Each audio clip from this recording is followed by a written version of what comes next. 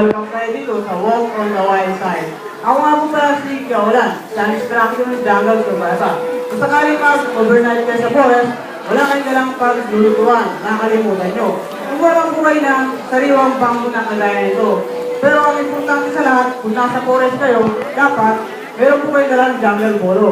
Kasi hindi kayo makakapag-survive sa forest pag walang dalang bolo. Sa paggamit ng bolo at pagkat ng bamboo, tamang pagkat at tamang pwesto ng paa. Hindi mo pwede kumatay ng bamboo na ganito yung pwesto ng paa nyo. Kasi kapag kinati yung bamboo, pag dumapis mo yung bolo, baka mauna pa maputol yung legs nyo. Uwi po kayo isang legs na lang kasi naputol na. At hindi mo pwede kumatay ng bamboo na pa-straight at pag-ganito, hindi siya magputol. Dapat pasay sa ganyan para madali siya maputol. Ganito yung tamang pwesto ng paa. Nakaalis siya po yung isa. Dumapis man yung bolo, walang legs maiwan sa loob ng gubat.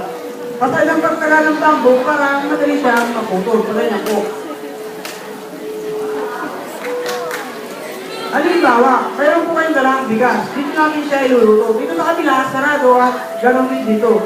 Kung bibigyan natin siya ng butas, dalawang taga at isang butas sa gitna. Ito yung bilang type niya. Mahalaga po ito. Kapag hindi nalaglag o nawala sa forest, mahirapan na kayong manap ng kasuporte niya. Hindi katulad ng lutuan natin sa bahay ng kaldero. Kapag nawala po yung takip ng kaldero natin, pwede bang palitan? Takip ng arenola. Ito po hindi. Para hindi siya malaglag o mawala sa forest, lagyan natin siya ng clip holder dito sa ibabaw. Inakapag-ibig niya. Kaya kung sakaling magmadaliman po kayo, hindi na yan malalaglag kasi naka-ibig siya. Kung nasa forest kayo, karaniwang luto nito na ahang pag ganito. Gumamit ng apat na bato na kagaya po niyan para hindi kayo makasunog kung nasa forest. Pero dito, bilang actual, apat na stick ng kawayan. Pero dapat, ipaw natin sa lupa na ganito. Para kung sakaling mag-camp kayo, kung mag-overnight, may idea na kung paano magluto sa sariwang bamboo. Nakapaikis lang po yan.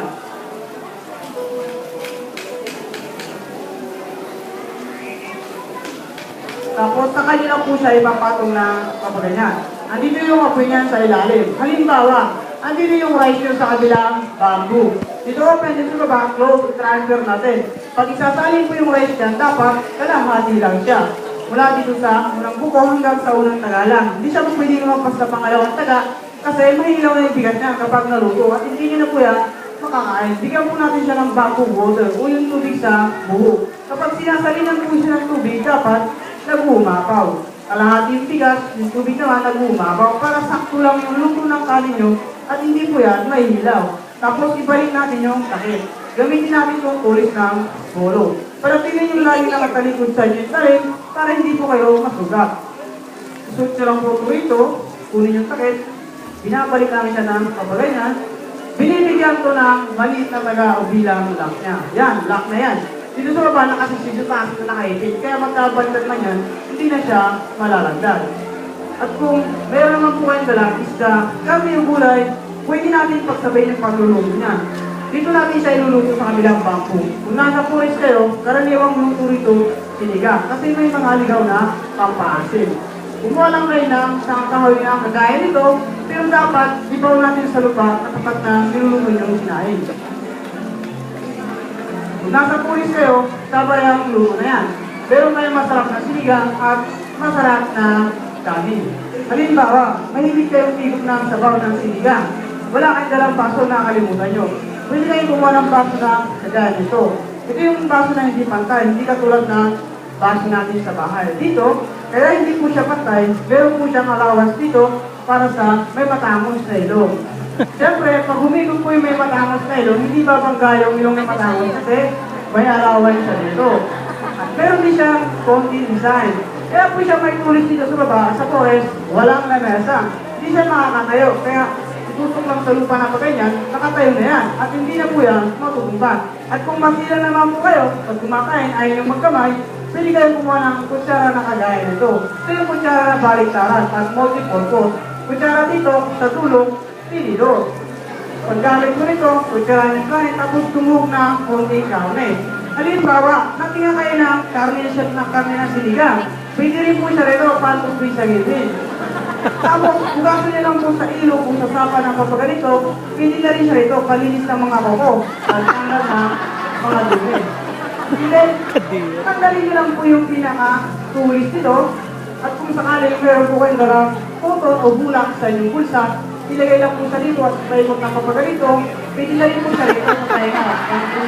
Palinis po na tumuloy. Kaya po siya mahaba, at meron na rin po ang konting design. Halimbawa, makatayan yung likod, hindi nyo na kailangan magpakamot pa sa inyong kasama. Pili na rin po sa ito pakamot sa likod dyan. Tapos na yung makatapin yung likod. Ito pong kutsara natin ay multi-purpose.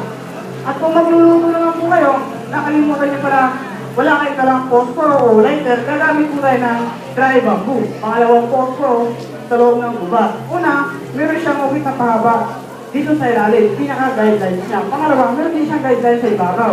Para pag kinaskas ng isa, hindi pa bago-bago ng direksyon. May sarili po siya direksyon. At ang bigla nito ay yung kinayas na tuyong kawayan. Pero dapat, ang pagkuha ng kinayas na tuyong kawayan, ganito lang po siya. Dapat, manipis lang yan.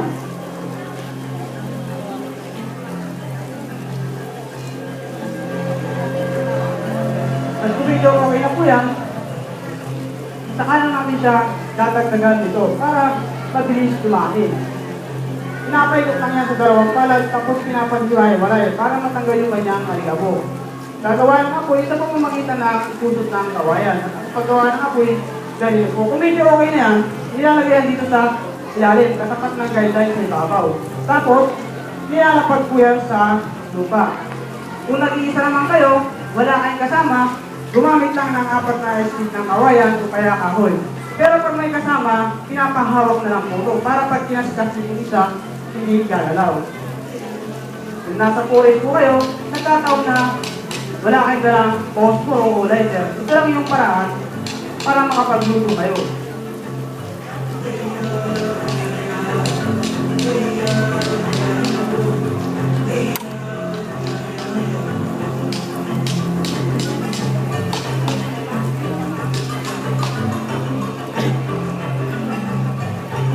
At ito isa, binabawasan din mo yan.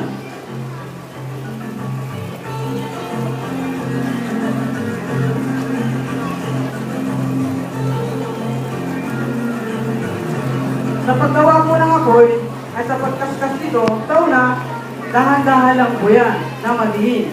Tapos, pabilis po yan ng pabilis, hanggang sa maramdaman yung pagod na maaay nun. Subukan po natin.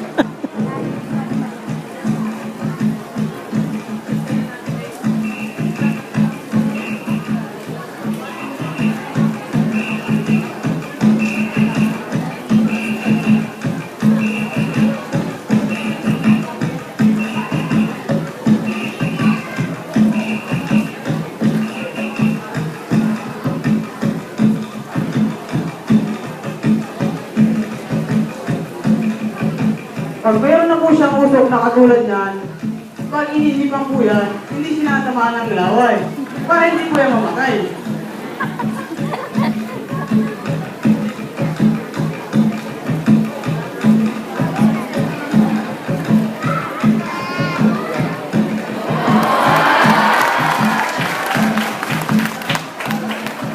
Yan. Makakapag-survive na rin po kayo sa forest. Pero para makasigurado kayo, at para hindi na rin po kayo mapagod katulad ko dahil tagulan kayo, magsigurado rin kayo. magdala rin po kayo ng posporo, kaya lighter. Ngayon po ang puno sa ilalim. Lagyan po natin siya sa kawin na kagaya nito. Mga ilang minuto, unahin niyo po i-heat yung sinigang para lumambot kagad yung karne. At saka po yung niluluto niyong kanin. Ang actual po niya, ito na po yan. Luto na siya. At kapag i-open po yan, ayan po yung rice niya baba. Parang suman. Siyempre, lasang suman din yan. Kung sakaling gutom na po kayo, ipatong lang po siya dyan, tapos kunin lang po yung kutsara, sumakok ng konting kanin, isalin sa pinaka-plato niya, kumuha ng mahilig na sabaw, po yung sinigang, isalin po sa baso, o tumobra. Wala nang nakira, naubis. Tumanok po lang kain, tumigop na mahilig na sabaw. Ang asin talaga ng sinigang. Yun lang po, maraming salamat sa inyo lahat. Wow! Ang asin